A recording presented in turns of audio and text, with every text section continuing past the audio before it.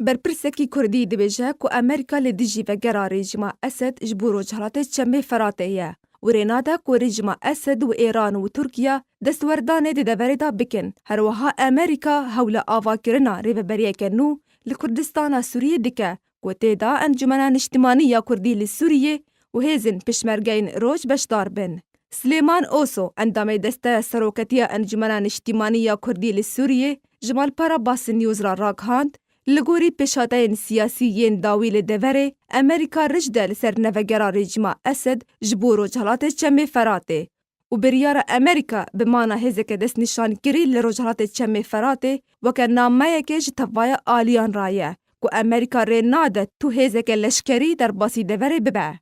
اوسو سربار کر کل گوری بریار و هلوستا امریکا تی خویا کرن که امریکا دفج کردان و نتوین دن ین لرو جهالت فراته برناده.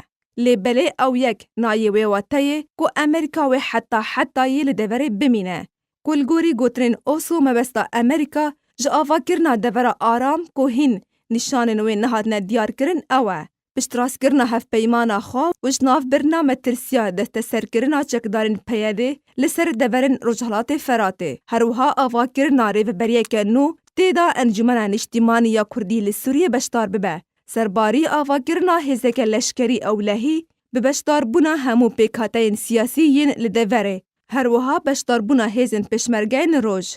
سلیمان اوسو آمجا پیکر و گوت که دیدمان هادا امریکا ری ناده چه هزکی نه رژیم اسد نه ایران و نه جی ترکیه که دستوردان دروج حالات چمی فراته دا بکه و اگر پیده رازی نبه بشداری دریف بریا هف بش و هزا هف بش دا بکه و دمه همو سیناریو تین پیش بینی کرن و ندوره که همان از منا عفرینه لدوره رو بده و پیده وی بر پرس به دبر کارستن که ورن انجام دان.